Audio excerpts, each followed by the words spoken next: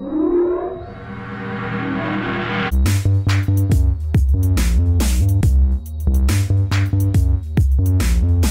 guys, welcome to my channel.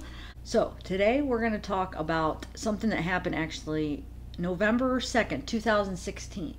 I don't know if you guys remember hearing about this. I remember hearing about it, and then I just kind of ran into it the other day. Actually, somebody recommended, hey, do you remember this story? You got to maybe cover it and check it out, because they wanted to know what I thought about what about this situation. And then when I started refreshing my memory and reading about what happened, I'm like, oh my gosh, I actually remember when that happened. Always wondering, like, what? Well, hold on, let me set this up here. Okay, Sherri Papini, 34-year-old, happily married to actually her childhood sweetheart, which began in 7th grade with a kiss, and they reconnected years later. Okay, so they reconnect, get married in 2009. So in 2016, so 8 years later, by that time they have 2 kids, a son named Tyler, he's 4 years old, a daughter named Violet, 2 years old.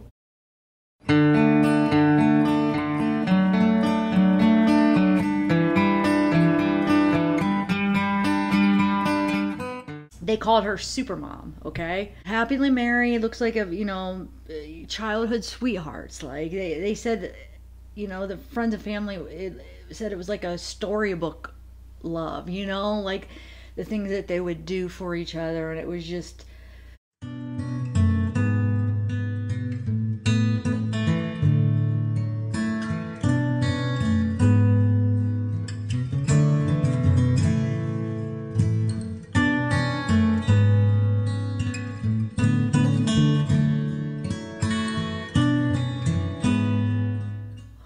Well, I guess from the outside look like the perfect marriage, but don't a lot of them look like a perfect marriage, and then we come to find out it's not so perfect. Now, November 2nd, 2016, in Redding, California, 6:50 a.m., okay? Keith is about ready to go to work.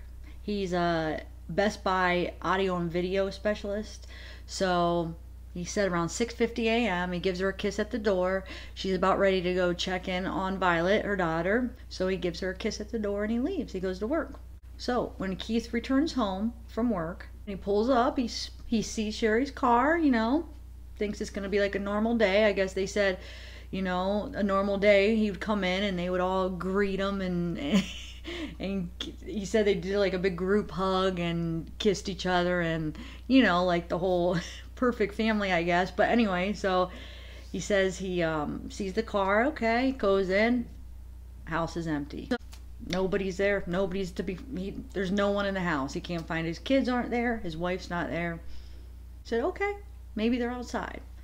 So instead of calling, to see where they are like a normal person would do, and this is one of the weird things that doesn't really make sense, unless if he did and he just forgets to tell us all on when he's explaining all the events that happened.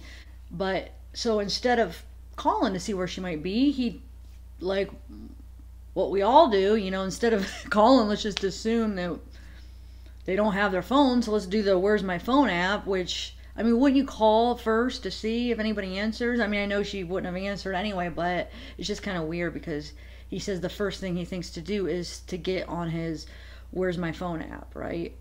To find her where her phone is, instead of just calling her at first just to see, hey, where are you? No. So he gets on the where's your phone app, and the app shows that the phone is actually by their mailbox, which is a mile away from their house. He jumps in her car, drives to the mailbox.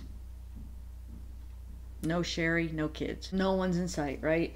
So once again, instead of picking up the phone and trying to call her, he calls her mom and asks. I don't mean to laugh about that. It's just, there's some things that just don't make sense. But I still, once you hear the story, I still don't know what I think of this. That's why I want your guys' great minds to help me figure out what you guys think went on here.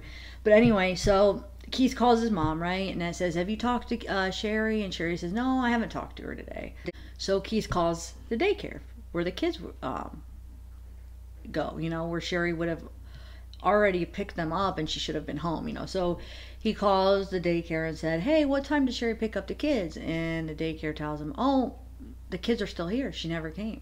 So Keith goes back to the mailbox, because remember that area where it says her phone, you know, was somewhere near the mailbox. So he goes back to look for her phone where it pinged.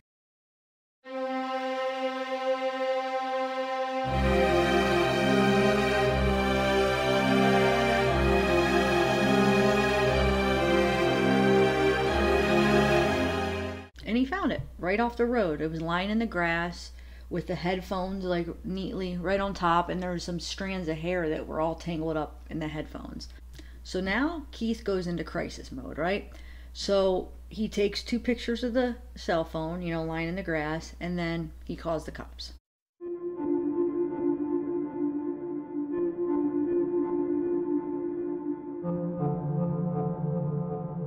I couldn't find her, so I called the daycare to see what time she picked up the kids. The kids were never picked up, so I got freaked out, so I hit like the Find My iPhone app thing. I found her phone, and it's got like hair ripped out of it, like in the headphones. And I took a picture of her phone on the ground before I picked it up. When's the last time you heard from her? She sent me a text asking me if I was coming home for lunch. And I said, sorry, long day. That was the last. Do you know what she was wearing? Is there something she always wears? I'm assuming she went running. Okay, is there... She run with a dog or by herself?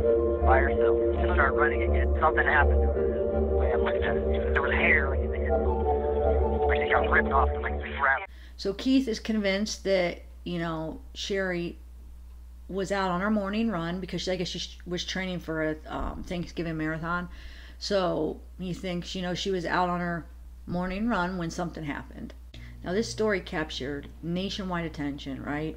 Within hours of the 911 call, people are searching for Sherri. They have a bunch of people searching, right? So someone actually called in a tip that they thought, you know, they saw her, someone that fit the description of her, and they said it was at a gas station. And so, you know, she went up to her thinking this could be Sherri, you know, in some kind of trouble, and asked her, is everything all right? So, and I guess she said she was really evasive, and but for some reason, yeah, the detectives were kind of convinced that that wasn't her. So now I'm still not sure. Now once you hear what happens, if that maybe that was her, I don't know. Wonder if they ever... I would like a little bit more details on that, because that could have actually been her, and that would have had a little bit more information on who was this person with. I don't know. They didn't really specify afterwards when you see how everything goes down. But that tip, like, wonder, So the detectives really didn't, you know, they didn't think that was her. To this day, you know, I don't know. Maybe that was her. Maybe that would answer some questions, because did they, you know, after everything happened, wonder if they followed up on that to see... Because there's so many unanswered questions on this that could have some answers to that, if that was her. But anyway, so authorities weren't even convinced that Sherri was kidnapped.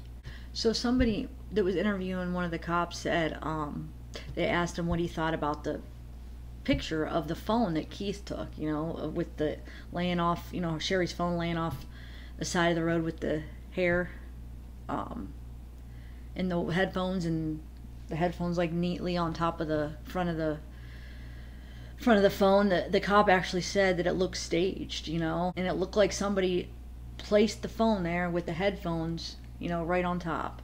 So Keith takes a polygraph. He passes. So, you know, days searching, they haven't found anything. So Keith is starting to give up.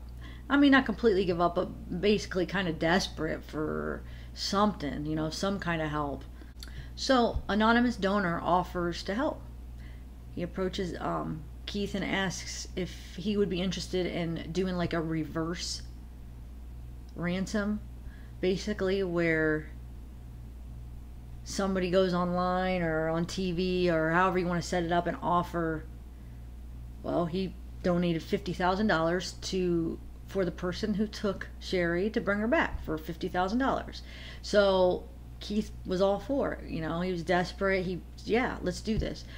So they had to find a spokesperson to kind of negotiate, you know, with this kidnapper. So they found Cameron Gamble. He's an international ransom and kidnap consultant. The sheriff was opposed. He did not want it. He didn't think it was a good idea. He didn't want to take a part of this. But Keith was desperate and said, let's do this. Let's do this. Okay, so he goes online. Cameron Gamble goes online and, you know, basically offers whoever took Sherri $50,000. Didn't hear anything. You have 115 hours to call this phone, 530-351-2748. 115 hours, and this offer is off the table for you. No cops, no FBI, just you and I. Let's have a conversation. Let's bring Sherri home. I think they waited like a week or a few days for a response, whatever the deadline, and they didn't respond. So Gamble goes back online, posts a video, and takes the $50,000 off the table. Said, okay, it's off the table. It's too late. Now he puts out a $100,000 reward for anybody that finds Sherri. Brings, you know, they could bring Sherri home. Anything or anyone that could help bring her home. He offers $100,000. 22 days later, Thanksgiving morning, Keith gets a phone call from the CHP officer. Sherri in the background screaming his name, Keith's name. Sherri, they found Sherri. She's back. So she gets on the phone, tells Keith, you know, she loves him, tells him how she was been chained, bound. She had a chain around her waist, her hand tethered, like restrained. She had like one of those zip ties, I guess, restrained to her waist chain. She said they had her chained up in the car so she couldn't escape, and then, you know, they did drop her off and they cut the restraint and they pushed her out of the car and drove her away. Her kidnappers pushed her out of the car and drove her away. And they had a bag over her head, so, you know, when they pushed her out of the car, she took the bag off her head with her free hand. And it was where they let her off, it was like right off the highway. You know, it was like they just kind of pulled over. I think there might have been like a side road right there, and just kind of pushed her out of the car. As far as, I mean, that's what she's saying happened.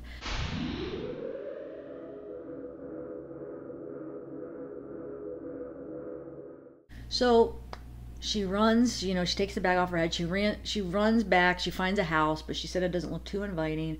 So she turns the other way. She finds this building. There was this church, but nobody was there because this was like 4 in the morning. So the building, she couldn't get in, you know, it was closed. So she ran back up to the freeway, and there's actually a video that they released. Now they think it's actually her. It's from the church parking lot. It's dark and it's kind of far away, but you see her running, and then she runs, and then she runs back, and they...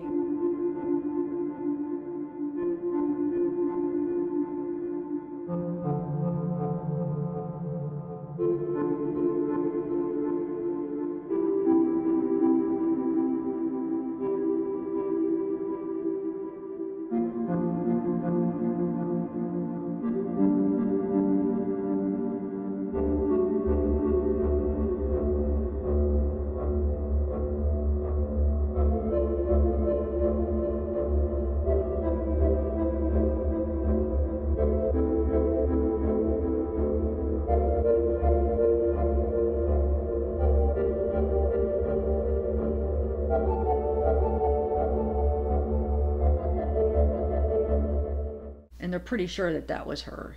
So anyway, she runs back to the highway, and so she used something, I don't know, a piece of cloth, or did she rip something? I forget what she used, but she used something to flag a car down. And there was rejoicing when she appeared out of nowhere on Thanksgiving Day, bound and battered by the roadside, but alive.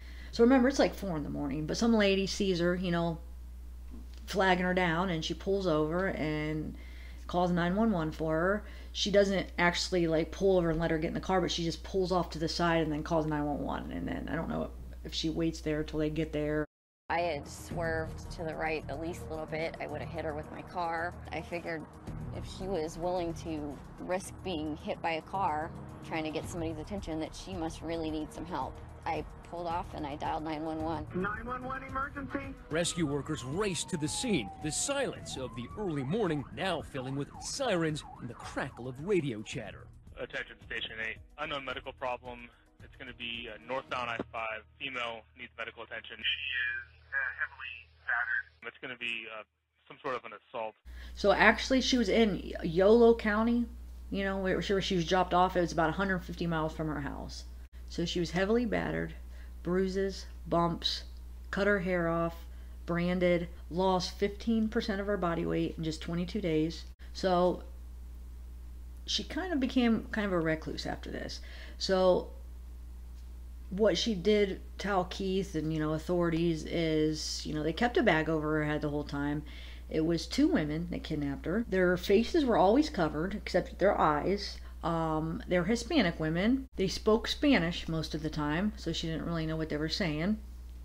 One of the women was nicer than the other. In one of the interviews I saw with Keith that I found kind of weird, he says it makes sense, because he said, if, you know, 2 women come pull up, you know, Sherri's more likely to go to the car and see, you know, if they ask her, you know, to see what they want, or, you know, she wouldn't be as scared.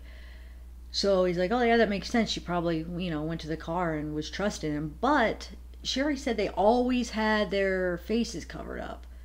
So, and she never saw their faces. So I don't think she would be so comfortable, you know, going, I don't care if they're women or men, going and approaching somebody and trusting somebody with their faces covered up with like a bandana. Like, that don't make sense to me, you know. That would be just as suspicious as men. I mean, as it going to a man, or I don't know if I shouldn't say it like that, but like, he's making it seem like, oh yeah, because they never really said, like, she didn't really talk that much about how the incident happened. At least I haven't read anything or saw anything about it. It's just kind of Keith and, you know, the authorities relaying a little bit. But that was his one remark, like, oh yeah, it makes sense. I could see, you know, 2 women, like, she'd be more likely to approach the car if it was women, you know, that needed some kind of help or whatever. But not if it was women that had their faces covered up. I mean, I don't know. So that's just kind of weird. And that he would even say that. And then she claimed that she'd never seen their faces. They're always covered up. And Sherri actually told Keith that when she was kidnapped, she would actually act like she was tucking in the kids. Like, she had a piece of cloth and she was rocking it to sleep and pretending that it was Violet, her daughter. People have a lot of different theories. Even the authorities have different theories. Like, some people are still suspicious of Sherri and Keith. Like, it was some kind of hoax. Maybe for attention, money. I don't know. I mean, I'm not sure what I think, because there's a couple some stuff that's came out about Sherri, so it also might make sense that it's just her behind some kind of well, let me tell you. Okay, so this is what I found out about her. But before I say anything, I'm not saying for sure that I feel like that she's making this up, because she could be a victim, and what happened to her, if that is true, like, that would be horrible. So I'm just trying to think, like, and maybe you guys could help me think of what happened here, because she's not really given very many details. So I'm just trying to figure it out. So, and I would feel horrible that if I'm saying this and it really did happen. So that's what I'm saying. I don't know. I mean, maybe it very well could happen, but there's some things that are kind of a little bit, make you wonder a little bit. Okay, so yeah, and I forgot to mention, so Sherri's skin was burnt multiple times. She had branding, but I guess it was really on her shoulder. It was really sloppy. Like, you couldn't make out the letters of what the branding said. Some people's theories was it a sex trafficking thing? You know, did they kidnap her for sex trafficking? Well, one crime expert says that that's very doubtful, because they wouldn't starve, beat, and cut their hair and like leave like marks and stuff. I mean, you want them to look presentable, because they're a commodity to market. So, you know, the crime expert says that they wouldn't be leaving her with bruises and marks and cutting her hair and ugly, you know, brandings. I mean, because, you know, they want them to be presentable. So I'm not sure. I mean, that's what one crime expert says. He said actually you would do the opposite, because you want them to look presentable. That's the story. You know, 34 years old when she's abducted. She was out jogging when it happened. 22 days is how long before they let her go. I guess she said that, so supposedly she was taken right there by the mailbox, so it was only like a mile away from her house. It's pretty secluded. I've seen like GPS maps, you know, I mean, it's a pretty secluded area where she was abducted, so it wouldn't, you know, there would be a good chance that nobody would have seen anything, you know, if she was out jogging. So like I said, her captors let her go about 4:30 a.m. Still in the chains, still with her restraints on. So Sherri said her release came after an argument between the two women that abducted her. So the younger one drove her to an area right off of Interstate 5 and set her free. And Sherri really, like I said, hasn't said much about the incident. But her husband has made a few statements. Her nose was actually broken. Like I said, her hair was cut. She weighed 87 pounds. Her bruises ranged from yellow to black because of repeated beatings over time. So like I said, she was branded on the back left side of her shoulder, but she was not sexually assaulted. Sherri claims that she got an altercation with one of the women, and during this altercation, Sherri slammed this woman's head onto the toilet. And Sherri said she got a cut on her foot from doing that. A pretty bad cut, supposedly, but the lawyer said there was no cut to be found on her foot to prove that that actually really happened as far as that fight, you know, her slamming her head on the toilet. Authorities executed 12 search warrants in Michigan because Sherri and a male from Michigan were in an online texting relationship, but it has not been speculated if it's actually was a romantic relationship or if it was just a longtime friend of Sherri's that she met somehow and was just keeping in contact with him. The texts between them two go back several months, up to just days before she was abducted. The guy from Michigan actually was in California just days before she disappeared, but it was not Redding, California, which is where she lives. And law enforcement have no proof that they met up when he was in California. But it does look like that they had planned to meet up when he was there, but there's no proof that they actually did, so they're not sure. So, you know, she says it's two Mexican women. One woman she described as having long curly hair, thin eyebrows, and age range from about 20 to 30. And described the other woman as having straight black hair, thicker eyebrows, and age range from 48 to 50 years old.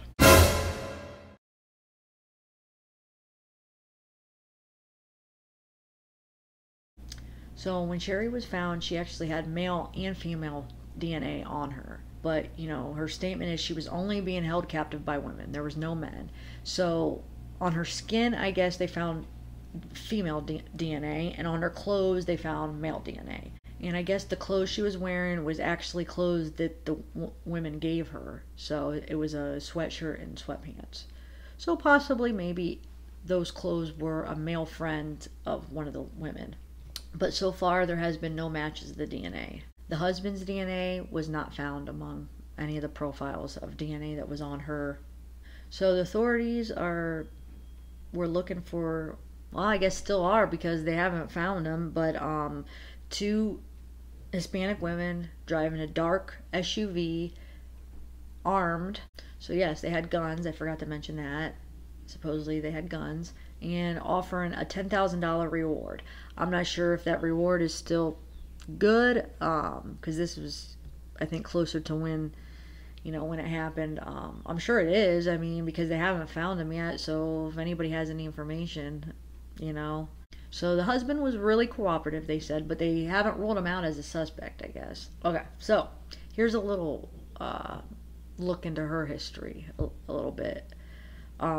16 years ago, making her around 19, 20 years old, Sherri started harming herself and actually blaming it on her mom, saying her mom was harming her, you know, causing her the marks on her body. So her mom called the police and told him what was going on, so she couldn't get in trouble because, you know, her mom wasn't doing anything to her, but she was blaming her mom.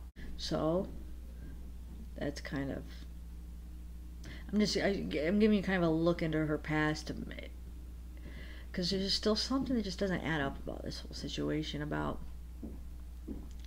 Like, what would be the motive of this whole kidnapping? Like, there's... Say hi. Come on, say hi to the camera, buddy. You get so shy. You get so shy in front of the camera. Why are you so shy, huh? Why are you so shy? He's not a shy boy. Just when the camera, you're always looking over there. I don't know what you're looking at. What? There's a Beatles poster. Do you like the Beatles, huh? He's really not shy at all. He's the most, not shy. He's so affectionate and so needy, and he has to be with you all the time. He's so cuddly. He's so cuddly. But when I take him up here in front of the camera, he just wants to leave. I think he's camera shy. Okay. He's right down here. He's gonna get into something. What? What? When I help take you up, you're too shy. Okay. Where are we now? Got a little sidetracked. Okay, so yeah, I'm talking about Sherri's past a little bit, because just trying to figure out, what happened to her. Like, did she really get abducted, or I don't know. Okay, let me finish telling you here. So in the year 2000, Sherri's father had called the police and said that Sherri had, he believed that she vandalized their home. Her sister said that the bedroom door had been kicked in. So remember, this is in 2000, so she would be like 17 years old when this happened. And then a couple years from that is when she started hurting herself, saying that her mom... So yeah, so it just kind of shows you, maybe some trouble she's got up, in her head. Maybe some kind of a mental disorder. Maybe something happened in her past.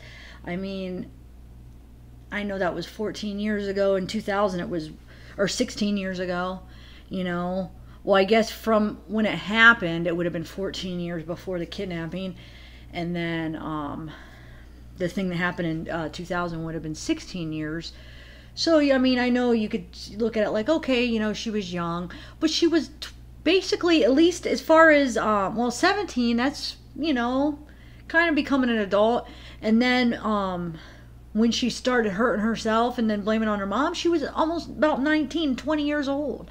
That's old enough to kind of know better, and you know how they say, well, the kids they'll grow out of it. Well, I guess that is kind of young. Now that I think about it, she could have grown out of it. Maybe that has nothing to do with what happened to her 14 years later, this abduction or whatever.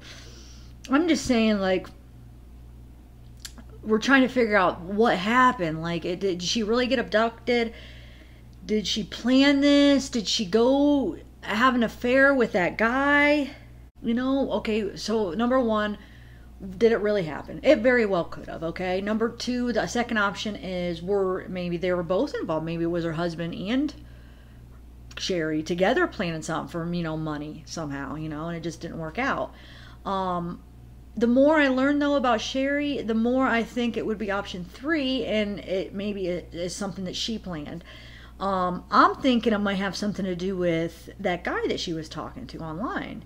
I mean, okay, so it could be, okay, let's say she did go plan to meet up with him, and maybe he did this to her. Maybe he turned out to be a psycho and kidnapped her and held her and, beat her and wouldn't let her go, and then finally realized, she either escaped from him or he just let her go or whatever. And she's too ashamed to admit that, because, she would have to admit that she was going to have an affair, or she had an affair. She was cheating on her husband. She met another guy. So maybe she staged this whole thing because of that. That's one option. Maybe she did go meet him still, and it just didn't turn out to be what she thought. So maybe he wasn't a psycho and he didn't kidnap her, but it just didn't turn out, didn't work out. So instead, and she was already gone a couple days. How is she going to explain that? So instead she stages this kidnapping. Okay? Or it could be she met up with him, and she did have fun. I mean, she did like him, but, you know, she had well, 3 weeks of good times, you know, and didn't know how to come home. Didn't know. Now, you know, she's a national news story here. They can't find her. Where is she? You know, how is she gonna go back and say, oh, I just was having a fling with my my new lover, you know, having an affair, cheating on my husband, you know, have my kids here, and I just left them to be with this guy, you know, so let's just stage this kidnapping.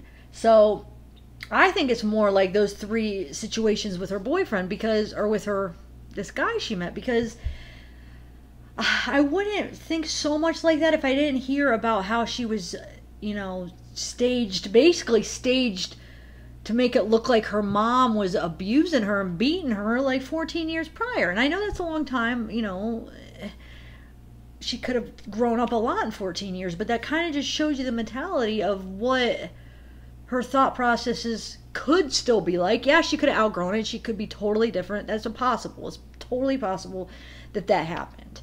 But there's just so many weird things that just don't make sense, because what is the motive? You know, they take her, they beat her, 2 women, beat her, you know, and then 22 days later they just let her go, risking the fact that, you know, that she might have seen him, you know, maybe seen him without a mask on, or, you know, was able to identify him outside of work, or, you know, DNA or anything. Just risking it for what? She wasn't sexually assaulted. So what was the risk of kidnapping this girl just to, oh, let's just chain her up and have her sit there for 3 weeks, no purpose, no sex, no money, no anything, like no ransom. You know, when that guy offered $50,000 for somebody to bring him back, they didn't respond. So it just doesn't make sense. I don't know. I can't figure it out. But the thing that does make sense is if she has that type of personality, and maybe she didn't outgrow it, maybe she is still that manipulative, like sneaky, let's make up lies like that and pretend it's something else. I mean, let me hurt myself and pretend my mom is beating me. If she still has that mentality and is still not outgrown that, and she's still that person, then yes, this does make sense of something she would do. Like, maybe for money. I mean, maybe it had nothing to do with the guy, but she just somehow thought she was going to get money. But the reason I don't think it's so much for money is because then why didn't they jump on that, you know, when that anonymous donor offered $50,000, and, you know, you had that Cameron Gamble go on and you know, offer it. Why didn't they do that? I know maybe there was some kind of a thing where they were just setting them up. They weren't going to get the money. But anyway, then, you know, why wouldn't they at least try if it was for money? And then how were they planning on getting it then if they weren't even going to try that way? So that's why I think it just might be her, you know, wanted to have that fling with this guy and just didn't want to come clean with it, and, you know, made it all up like she did, you know, about her mom. Or maybe this guy did turn out to be psycho, like I said, and he just kidnapped her or something, and she just, instead of turning him in, she could, because then it would be, you know, maybe get out that, oh shoot, she was having an affair, let me just make up, you know, I was kidnapped. Because it does seem like maybe she is attention, craves attention. I'm not sure what her situation is. I mean, but we know that, you know, she has that, you know, manipulative, at least in the past, side about her, that she would try to fake something like, you know, an abuse. So that's kind of what I want you guys to, I'm trying to figure this out. When I heard this, I remember when it happened, when they found her, and I remember, you know, I didn't really look into it too much when it actually happened, when they actually found her, but I remember hearing about it in the news, like, oh, they found her, like, she's okay, and, you know, bruised up, blah, blah, blah. You know, I'm just thinking, oh, that's kind of weird, but that's good they found her. You know, I didn't really look too much into it. And then when somebody emailed me about it, I was looking into it, and I'm like, what? Something's not adding up. Something is not right, because there's no motive here, and it just doesn't make sense. So I just want to know what you guys think, because you guys are really good at picking stuff apart and just different people's perception all your guys' perceptions are like, I love how a lot of you guys think, and just some of the different ways you guys think that are different from me. You know, you might be seeing something that I'm missing, and looking at it with a different pair of eyes from, you know, something that you may know and you may have experienced, and that could maybe shine a little bit of light onto something I'm missing about this.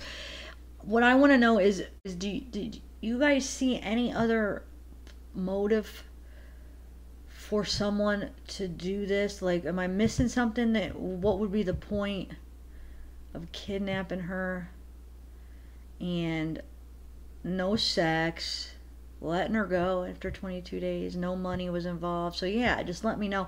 Actually, somebody else even brought up,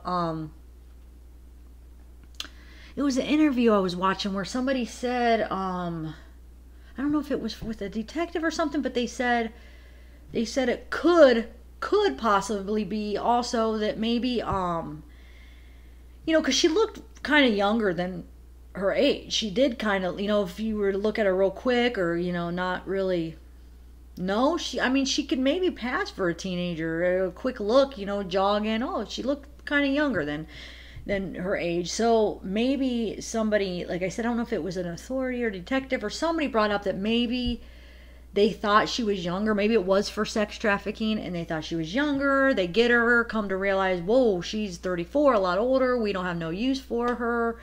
And then they have to let her go. But I don't know. Why keep her for so long? Just let her go, or why not kill her? I know that sounds horrible, but these people that do this stuff, they could care less.